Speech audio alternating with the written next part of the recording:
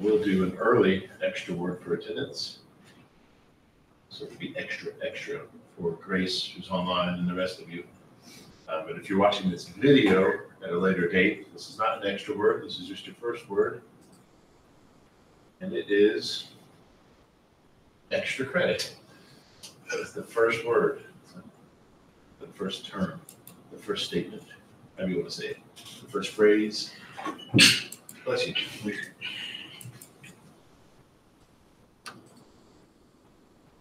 Extra credit. First term for attendance. Phrase. Speaking of attendance, Aki. That's here, all right. Boggs is here. NWBSU here. All right. It's the same with Aki. Connor. Not here yet. Clay's not here yet. Dawson is here. Is WBSU here on just out of curiosity? Nope. Just check. Ellis is not here yet. Paula's not here yet. Green's not here yet. Harrison's here. Vincent's here at WBSU here. James is here. Pesterson is here in WBSU here. I think next semester I'm going to force people to say Grove State. It's embarrassing. You have to yell it. The louder they yell it, the more points they get. I'm sure everybody else in the building would like that. Anyway, King is not here yet. Lewis is not here yet. Linda Q is not here yet. Morrison's not here yet. Grace is online. Don't forget to send those words, Grace. Ward is not here yet. Wilcox is not here yet. Wilder's not here yet. And Parks, I don't think will be making it today. Ooh, Bonner's online. King is online. And Ward is online. So, I say Bonner is online. I said King is online. And Ward is online.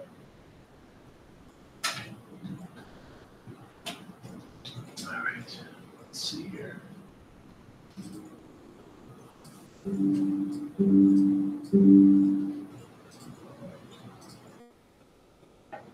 Morrison is online. I'll give you, I guess, some, since it's not 8 yet, I'll do some slightly less important announcements and reminders. So this will help you if you know it, but it's not a big deal if you don't know it. So midterm and final grades are due today. So for your sake, I still have a lot of grading to do. Obviously the more grades I have in the system, the more accurate your grade is that's being reported. So today's lecture, I'm trying to shoot for hitting it at 8:30. So 20 minutes early to give myself 20 minutes of extra time to get your stuff graded. Some of you have smartly asked for my help. For example, one person needs help writing the lab report. So after today, hopefully I'll have more time to do it. I do have a seminar tomorrow that I completely forgot about. It's online or in person. It's going to take all day, but we'll figure something out. For that one person that's asked for help with their lab report, keep in mind the due date is Friday. This person's been asking me for help for a while, so their due date's going to be extended because they've been asking for my help so they can do their lab report, and I haven't been able to help them. So anyway, that is a good reminder. Lab report is due on Friday. And I will tell you, I'm a little bit less picky with that lab report due date. So again, if you're sitting there on Friday and like, man, I've got a lab report due, I've got a pre-lab due, I have a lab due. Again, I guess prioritize your pre-lab, then prioritize your lab, then prioritize your lab report. I'm not going to be really picky with the due date on the lab report. Now, don't get me wrong. If I don't even hear from you and you haven't turned it in 2 weeks from now, that's late, right? But if you get it done like over the weekend or early next week, I'm good. But I still have a lot of grading to catch up on, right? So as long as you've got it done before I get around to grading it, I consider that on time. And again, just communicate with me. If you need more time with something like this, I'm fine with giving you a little bit more time. But only communicate with me if it's a really long extension you need. So again, it's only going to be a few days late. Save my time, save your time. Don't even shoot me an email. Just do the best you can. Anyway, it's 8. Let's do one more thing for attendance. Again, Key is here, Boggs is here, Bonner's online, Clay is not here. And of course, if you're online, don't worry about it, just send me the words. Dawson is here, Ellis is not here, Paula is here, Green is not here, Harrison's here, Henson is here, James is here, Kesterson is here, King is online, Lewis is not here, Linda Q is here. Yep. Morrison's online, Grace is online, Ward is online, Wilcox is not here. Oh, sorry. I got my W's mixed up. I even looked right at you. Yeah, Wilcox is here, not visible. Wilcox is here. Wilder is not here. NWBSU here too, or is that a different kind? No, okay, just check. Parks is not here, so that's it. Did I miss anybody? All right. Good. Oh yeah, thank you. So yes, I'm glad I clarified. The lab is definitely in person this week. So if you look at it, remember it's a good hit too. I made that mistake, but I hope this doesn't sound hypocritical. I would hope you guys wouldn't make that mistake, because your assignment was to do the pre-lab last week. And if you did the pre-lab, you will regret it, right? Because that's part of the pre-lab, is read the whole lab, and you would see how we're going to do things as a class. So you have to be here this one today, unless you haven't done the pre-lab, and I've already sent you an email. If you haven't done the pre-lab by today, I mean, you can't come to lab this week. So at most, you'll get half credit. So get in touch with your classmates, get their data, get your half credit, and then we'll think about some other jumps, some other hoops you can jump through to get the rest of those points back. And then one more announcement reminder is the stupid exam stuff. I don't know what happened. There's a huge glitch. A lot of you didn't do it. That's not the stupid part. Mistakes happen. The stupid thing is the glitch in the system. So I just found out that you guys couldn't even see your grades when you were done. Is that correct? It just was blank. Have I fixed it? Have you guys looked? I think it looks like it's fixed on my end. Okay. I still have to fix your extra credit though. So that grade you see, I assume, will either not change or it'll go up a little bit, but it's not going to go down. So I need to figure out how to fix the glitch and add your extra credit to your exam grades. But yeah, for the rest of you who didn't do the exam, which there were more than usual, you saw the post. Make sure you get it done as early as possible. Yeah, I guess that's it. Any questions about anything? All right. So again, somebody did ask about the lab. The lab will be in person this week. Next week's lab is virtual, so we'll talk about that at a different date. Let's jump back into this, since we're going to have a shorter day today, thanks to it being grades due. Let me pull this up here. We are still talking about genetics. Come on, where'd you go? Slideshow. There we go. This is what we left off with. And I really wish that had the timing been a little bit better, this would have been a lot better for you guys. However, if you fix this before we get to the lab, you should be good. So if two alleles are different, right, like we talked about earlier with the white flower versus the purple flower, whichever one causes the appearance, basically, that's the dominant one, right? So when we talk about those flowers, the purple allele was dominant. If anything had that purple allele, at least one of those purple alleles, that flower was going to be purple, right?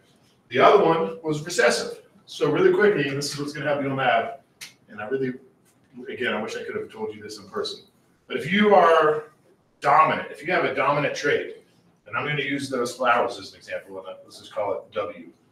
If they are purple flower, or maybe P would be better.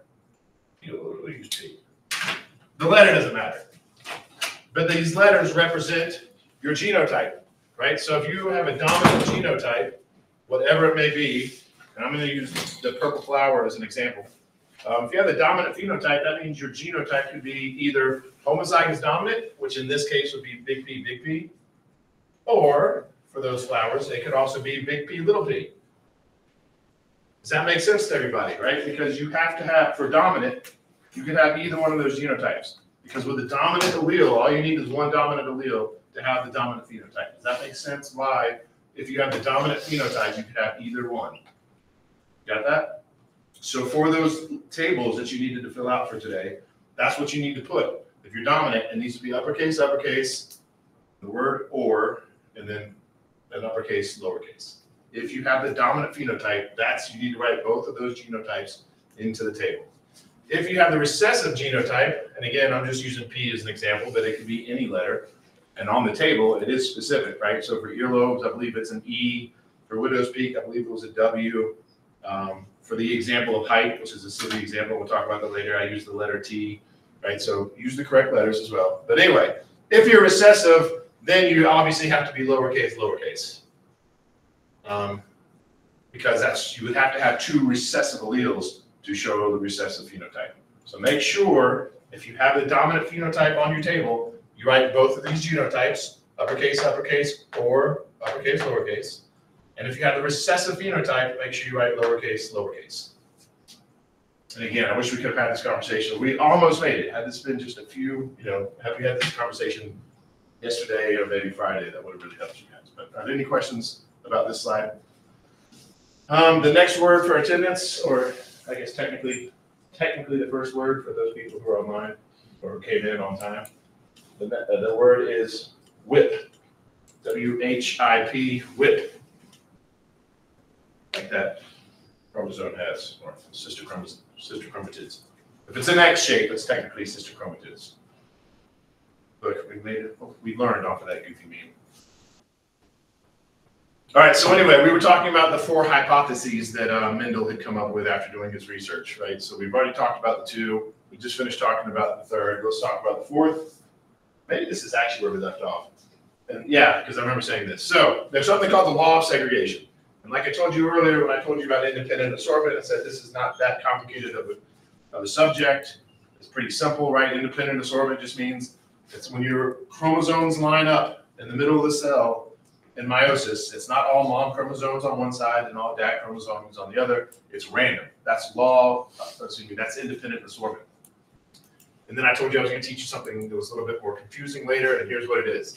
It's not that it's confusing, maybe, hopefully it's just me, but again, as a freshman, these two confused me because assortment and segregation sounded very similar to me, so it's hard for me to differentiate between the two. But anyway, the law of segregation states that when a sperm and egg unite, each contributes its alleles, restoring the paired combination in the os. Oh, excuse me. Let me back up. I read that backwards. A sperm or egg carries only one allele for each inherited character. You should know that, right? Because for each chromosome, right, they all line up in the middle, randomly, independent assortment. And then we know through meiosis too, those sister chromatids get separated, right? So therefore, your sperm and your egg only have one allele for each inherited character, because they only have one chromosome for, from each parent. So because the two alleles for a character segregate during the production of gametes, that is called the law of segregation. So the law of segregation is stating that a sperm or egg only carries one allele for any individual character, right? So when you think of law of segregation, just think about the alleles segregating. The chromosomes with the alleles on them are segregating. That is the law of segregation. Let me draw a line through this to make sure that's very clear.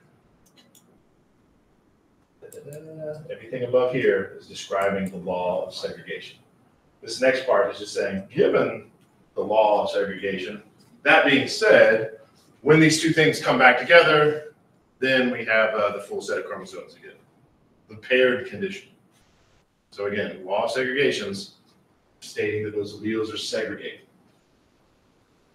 And again, this I'm glad I didn't erase this being on the board, for whatever character you have in your body, every gene you have two different versions of it. You could be homozygous dominant, where you have two dominant alleles. You could be heterozygous, where you have one of both. Or you could be homozygous recessive, where you have two recessive alleles. Either way, when you go through meiosis and produce sperm or egg, those things segregate. So if you're homozygous dominant for any particular thing, well, it doesn't matter in a sense, because even though they segregate, still 100% of your gametes are going to be, it's going to be uppercase or uppercase, right? No matter what. Since all you have is uppercase to offer, since all you have is dominant to offer, they're all going to be the same. Same if you're homozygous recessive. Even though they do segregate, 100% of your gametes are going to be, for this particular character, are going to be recessive, because that's all you have to offer. It's only the heterozygous people, or the heterozygous people with a particular trait. When that segregates, then 50% of their sperm or egg are going to be dominant, and 50% are going to have the recessive allele. Any questions about the law of segregation? I think there's only like 1 or 2 questions on the exam about the law of segregation. Okay, so here's kind of a graphic of everything we've been talking about, everything I've been talking about. So again, here we have a purebred purple flower, homozygous dominant. Here we have a purebred white flower, homozygous recessive. Like I was just saying here, yes, they go through segregation. Those big P's are going to segregate, but it doesn't matter because all this flower has is big P's to offer. So no matter what, 100% of its gametes, whichever one you were to pick randomly, are all going to have the big P because that's all they have to offer. Same here. Yes, technically those are going to segregate during meiosis, but it doesn't matter. If you were to pick any random one of its gametes, 100% of them for this character are going to have that little P, right? Because that's all they have to offer. Is everybody clear there? So it still does go through the law of segregation. It just so happens that since all they have is big P to offer, then 100% is going to be a big P. Since that one's only got little p to offer, 100% is going to be little p. That's the P generation. The offspring of that will always be heterozygous, right? If you have a big P put together with a little p, that gives you a big P and a little p, which is heterozygous. So 100% of these offspring were always heterozygous, right? There's no other way it could happen other than mutations. We'll talk about that later. But even in this case, that would be very rare. So yes, 100% of the F1 generation in this situation would be heterozygous. Now, when this thing goes into meiosis 2, when this thing goes through the law of segregation, those alleles segregate just like these did. So you have 50% of their gametes are going to have a big P, 50% of the gametes are going to have a little p, right? So if you were to look, take a bunch of sperm from that flower and just pick them randomly, statistically, half of them should come out as a big P, half of them should come out as a little p. If you could somehow look at the genome of the entire chromosome. Yeah. So that being said, if you were to cross the F1 generation with itself, so a big P with a big P, a big P little p with another big P little p, which is what we see here, this would be the outcome. And this is something you're going to have to do in lab today, and we'll be there to help you. But it's called a Punnett square. And the next slide I'm going to show you is going to talk a little bit more about Punnett squares. But for now, you can just look. So again, with the heterozygotes, which is what we're dealing here, you either have a big P or a little p. A big P or a little p. So when those two things come together, here's the possible combinations. There's a 1 in 4 chance that you'll have a big P that'll come together. There's a 1 in 4 chance that you'll have a big P, little p that come together. There's another 1 in 4 chance that you'll have a big P, little p that come together. And there's a 1 in 4 chance that you'll have a little p come together. There's different ways you could look at that. There's different math that we can use, but we'll cross that bridge when we get there. Right now, I just want to show you this is the different possibilities when two heterozygotes mate. Anyway, actually, I won't take questions yet. Let me show you this next slide before I take questions. So again, that's a Punnett square. A Punnett square highlights the 4 possible combination of gametes. It also highlights the 4 possible offsprings that you could have. Each square represents an equal probable product. So again, let me give you a different example really quickly. I don't know. I'm just going to make a letter up. So for example, if we have a homozygous dominant for whatever T stands for, whatever gene T stands for, and we have a homozygous recessive, if these people were to mate, then obviously here's a big T, little t, right? Here we have a big T, here we have a little t, so big T, little t. Here we have a big T, here we have a little t, so big T, little t. And here we have a big T, here we have a little t, so big T, little t. In this one particular instance, and again, it's always different depending on the parents. In this particular instance, if you have a homozygous dominant mating with a homozygous recessive, then 100% of the offspring are going to be heterozygous. Not that you need to memorize that, but you'll need to be able to do that. You'll need to be able, if I tell you this parent is homozygous dominant and that parent is homozygous recessive, what are the outcomes? You should be able to draw that. So even though I'm giving you this information, don't memorize that homozygous dominant and a homozygous recessive will always give you heterozygotes. I guess you can memorize that if you want. But my point is, that's not my goal. My goal isn't to have you memorize that. My goal is to have you know that no matter what I give you for the parents, you can put them together and figure out the possible offspring. Any questions about that? All right, so the next word for attendance is iced tea. Like the wrapper, not the drink. So if you write I-S-E-D-T-E-A, like the drink, no points. Talking about the wrapper, iced tea. Don't screw it up. It's important. Anyway, any questions about monohybrid crosses?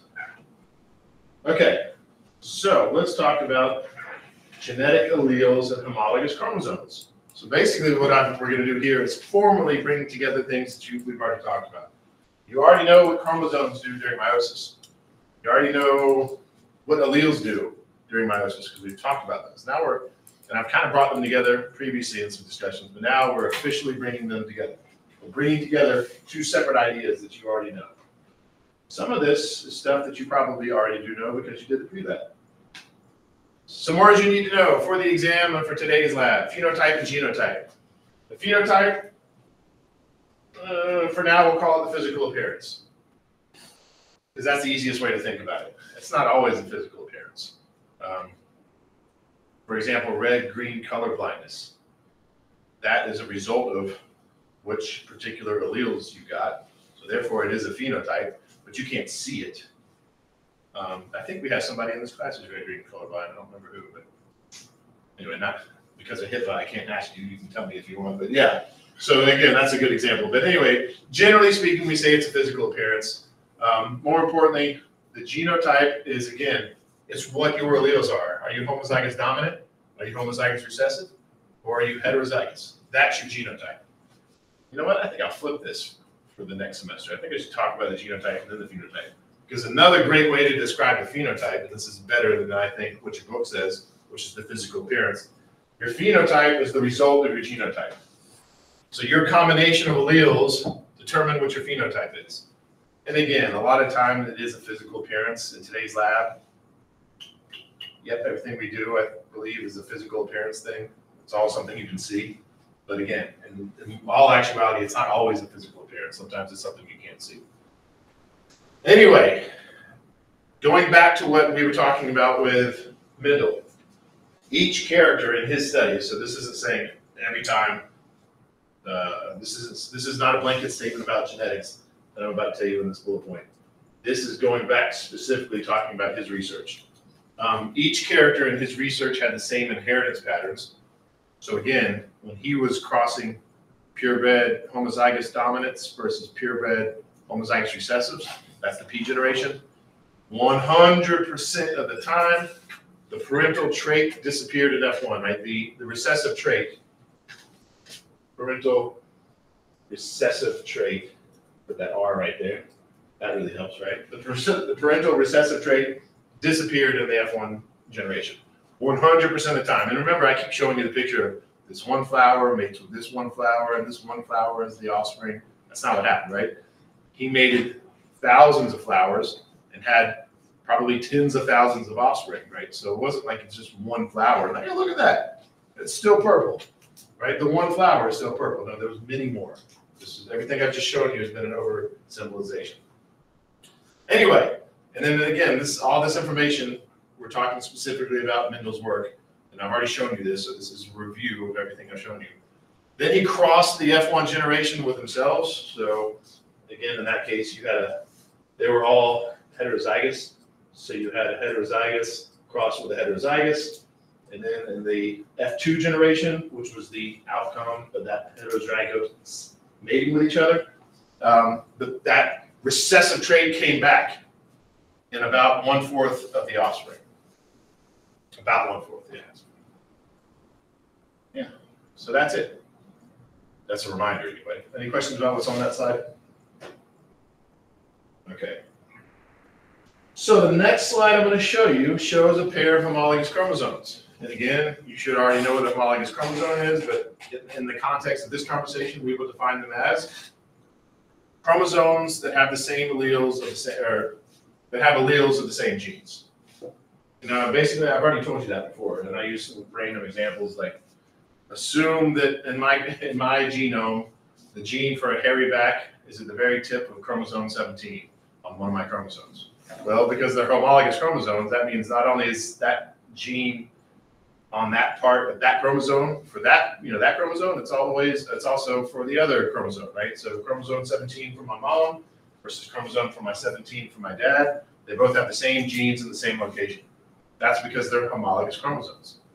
And then again, just to take it a step farther, to remind you, if that chromosome for hairy back is at the very tip of my chromosome number 17, that means it's the same for you because you're all humans. Unless, of course, there's some mistake in your genome or mine. But generally speaking, right, that's what they mean. Same genes in the same chromosomes, and not even on the same chromosomes, but even on the same location of the chromosomes. That's what I just said in that weird hypothetical example, at the tip of chromosome number 17, right? And that brings us to a new word, gene locus. That is the specific location of a gene on a chromosome. And again, unless there's something wrong, generally speaking, all humans have the same genes on the same chromosome, on the same location on the chromosome. And again, there are some exceptions, but generally speaking, that's true. Now remember, focus on the word gene, right? It said we all have the same genes on the same location. But remember, we all have different alleles. So obviously we look very different, right? Because even though we have the same genes, we have different versions of those genes. Anyway, the alleles of a gene reside at the same locus on the homologous chromosomes. But just what I said, I'm just reading that bullet point, even though I've already said it in different words. And then again, like I've already said, but I'm reading it off the screen, these alleles may bear these chromosomes may bear identical alleles or different ones, right? So you could be homozygous dominant, homozygous recessive, or heterozygous.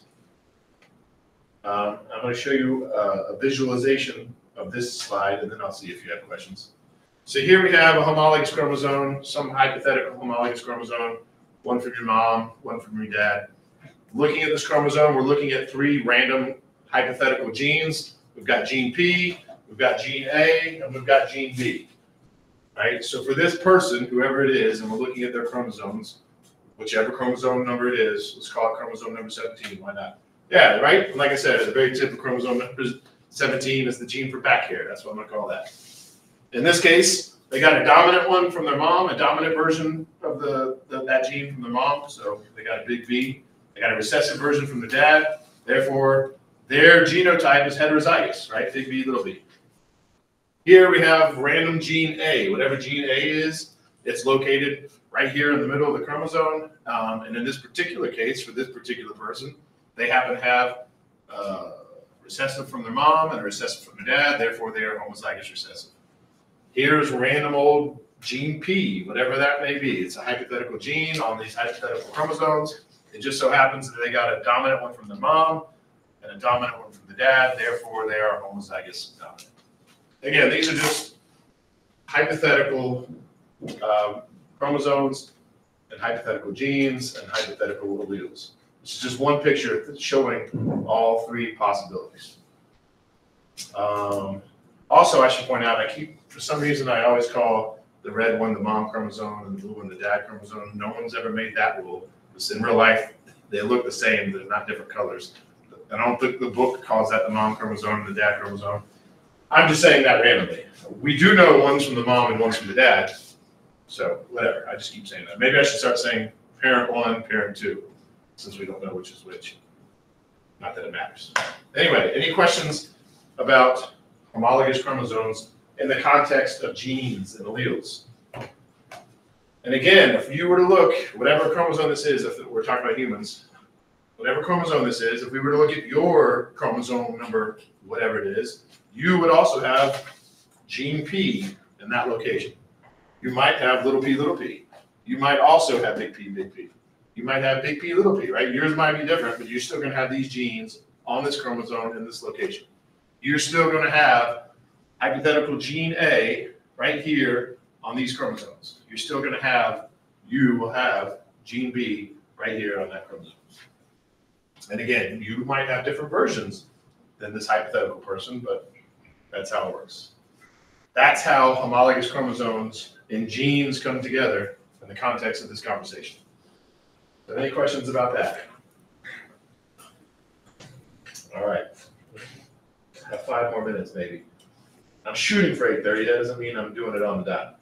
The next word for attendance is ice cube.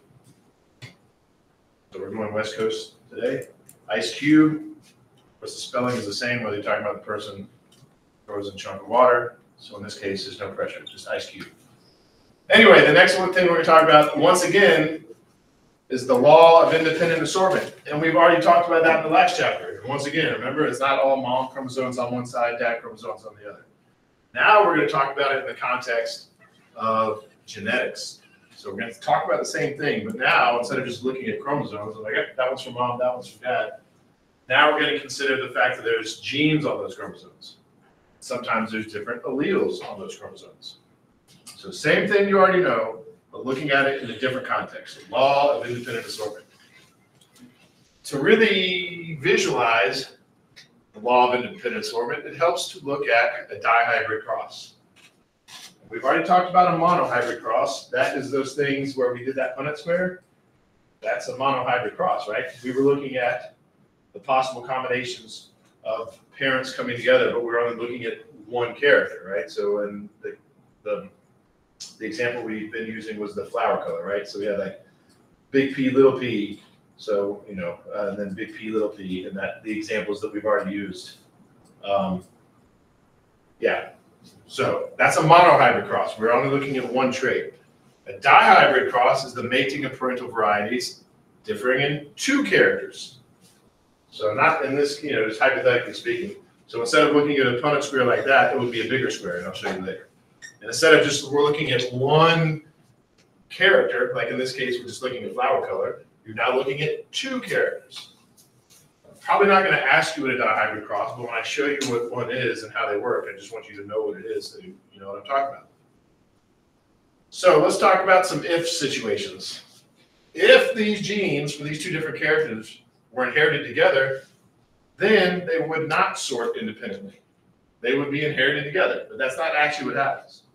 So instead what happens is, well, excuse me, let's talk about that hypothetical again. So again, if we're looking at 2 characters, so again, let's just assume we're talking about flower color, you know, and I don't know, pea color, not like urine. So remember, we're talking about pea plants, so green peas or yellow peas. If they were inherited together, so if they were on the same chromosome at the same location, then whichever version you got from your mom for flower color, you would also get the same version. You would also get your mom's pea color allele, right? Because if they were inherited together, that's how that would happen, right? So that would mean the F1 would produce only the same 2 kinds of gametes that they received from their parents, and then the F2 would show the 3-to-1 phenotypic ratio. This is a long-winded way of saying, if those 2 things were inherited together, then nothing would change. Then everything I've just showed you would still be the same. But that's not what happens. Instead, what happens is the 2 characters are usually sorted independently because they're on different chromosomes. So yeah, you may have gotten the flower color from the female, you know, the flower color chromosome from the female, but then you may have had the pea color chromosome from your dad. You might get, you know, there's independent of each other. And again, your textbook is using the same example. That's why we have an R and a Y. But again, those could be any letters. What I'm saying here is we're looking at 2 different characters, right? Which is why we have an R and then a Y, because those are 2 different characters. And then now there's also different possibilities. You could have a big R and a big Y, right? So a big allele and a big allele. Excuse me, let me rephrase that. A big allele for one character and a big allele for the other character.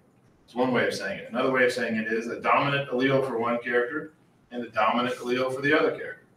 Or your gamete may have a recessive allele for one character and a dominant allele for the other one. Or you might have a dominant allele for one character and a recessive allele for the other. Or finally, you might have a recessive allele for both of these characters. So, and again, we're talking about 2 characters. And it just so happens to be that we're talking about an R and a Y. Those could be any letters. It could be an S and a Q. You know, whatever G in those may be, right? So that would be, and then little s, big Q, or a big Q, whoops. Yeah, I don't want to confuse it anymore. But anyway, the point is, it just so happens that we're using R and Y. It can be any letters. Please don't focus on those particular letters. Just focus on, you can have dominant, dominant, recessive, dominant, dominant, recessive, or recessive, recessive. And in this case, and I might ask you this, I might not, and I'm going to show this to you. In this case, what does happen, since they are sorted independently because they're on different chromosomes, and again, it's not all mom chromosomes on one side and dad on the other. So since they're independent of each other, this is the ratio you always get, 9 to 3 to 3 to 1. And that's showing you the math. So that's a Punnett square when you're dealing with 2 characters instead of 1. And the ratio of phenotypes is 9 to 3 to 3 to 1. You have 9 of them that are dominant for both characters. You've got 3 of them that are dominant for one, for the color versus, I don't want to get that too confusing. 3 of them that are dominant recessive, 3 of them that are recessive dominant, and then 1 of them that is recessive recessive. And the math isn't that important. This is a 100 level course. You guys aren't biology majors. So really, what I really, really want you to understand, even if you forget a little bit of this and lose like 1 point on the exam because you don't remember these specifics, if you forget everything else, just remember the point we're trying to make here is because they're on separate chromosomes, they're independent of each other, right? You don't get the same things just because the, let's call this one the male, randomly I'm gonna call that the male. Just because the male is homozygous dominant for both of those characters, and just because the female is homozygous dominant or recessive for both the characters, doesn't mean, like, if you get right, so if you get this R from the male, doesn't mean you're also gonna get a big R from the female. They're separate from each other.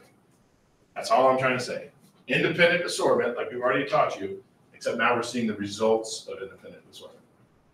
And here's the real good news. I will not ask you to do a Punnett square like that. You're not going to ever have to do a dihybrid cross. You will have to do the Punnett squares that I showed you earlier, where it's 4 squares, but you're not going to have to do that. Any questions? 8:33, man. Yeah, that is a good place to stop. So when we get back, we'll talk about a little bit more about that. And the last word for attendance is right there, Labrador. So I'll see you guys in lab at noon. At 10. And until then, I'm going to go into my office and start putting in some grades for you guys. It's due at noon.